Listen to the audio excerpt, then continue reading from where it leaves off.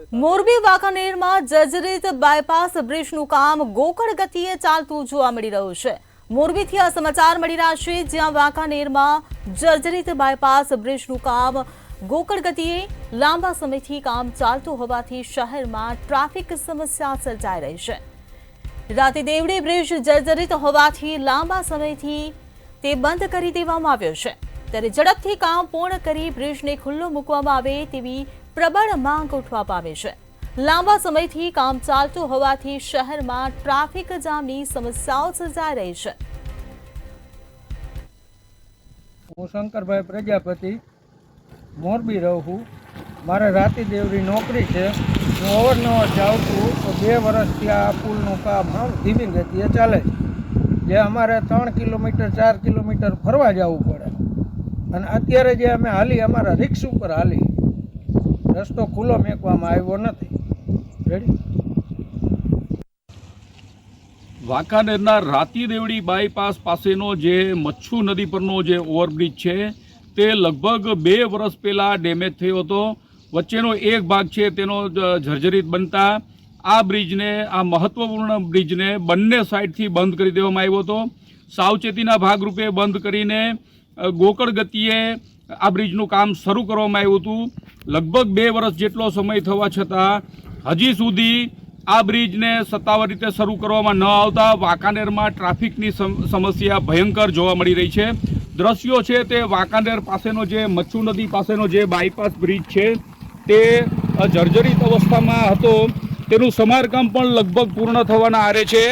હાલમાં બંને સાઈડ રેલિંગનું જે કામ છે તે કરવામાં આવી રહ્યું છે, પરંતુ લોકોનો આક્ષેપ છે કે ખૂબ જ ધીમી ગતિએ આ બ્રિજનું કામ કરવામાં આવી રહ્યું છે। 2 વર્ષ જેટલો સમય થવા આવ્યો છતાં હજી સુધી આ બ્રિજને ભારે વાહનો માટે શરૂ કરવામાં આવ્યો નથી। નાના જે વાહનો છે તે પણ સ્વયંભૂ રીતે પોતાની રીતે અવરજવર કરી રહ્યા છે, પરંતુ બ્રિજની બંને સાઈડ હજી ખુલ્લો મૂકવામાં આવ્યો નથી। ત્યારે ખાસ કરીને મહત્વપૂર્ણ બાબત છે કે વાંકાનેર શહેરના માર્ગો સાંકડા છે, અને આ જે મહત્વપૂર્ણ બ્રિજ બંધ હોવાથી જે ભારે વાહનો છે તે હવે વાંકાનેર શહેરમાંથી અવરજવર કરે છે, અને વાંકાનેર શહેરમાં ભયંકર ટ્રાફિક સમસ્યા સર્જાઈ છે।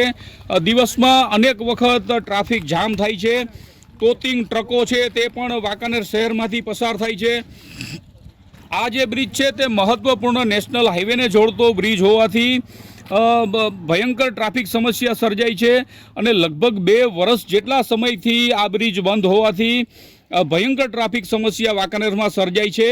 ત્યારે હવે ખાસ કરીને મહત્વપૂર્ણ બાબત એ છે કે જે આ બ્રિજનું કામ હવે લગભગ પૂર્ણ થવાના આરે છે, તેની રેલિંગનું કામ ચાલી રહ્યું છે।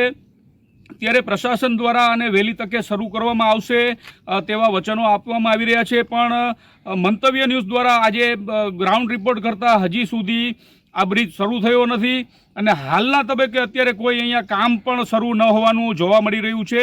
હવે જે માત્ર રેલિંગનું કામ પૂર્ણ થવામાં બાકી છે, પરંતુ તેમ છતાં હજી આ બ્રિજને ક્યારે શરૂ કરવામાં આવશે, સત્તાવાર રીતે હજી બ્રિજની બંને બાજુ છે તે ઢગલા કરી દેવામાં આવ્યા છે અને માર્ગ બંધ રાખવામાં આવ્યો છે।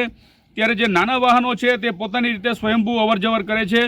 ત્યારે વાંકાનેરની ટ્રાફિક સમસ્યાને ધ્યાનમાં લઈને વહેલી તકે આ કામ જે હવે થોડું ઘણું પણ બાકી છે તે પૂર્ણ કરવામાં આવે, અને વહેલી તકે આ બ્રિજને ખુલ્લો મૂકવામાં આવે, જેથી કરીને વાંકાનેર શહેરના મધ્યમાંથી જે ટ્રાફિક સમસ્યા માથાના દુખાવા રૂપ બની છે તેને હળવી કરી શકાય તેવી લોકોમાં માગ ઉઠવા પામી છે। કેતન ભટ્ટી, મંતવ્ય ન્યૂઝ, વાંકાનેર।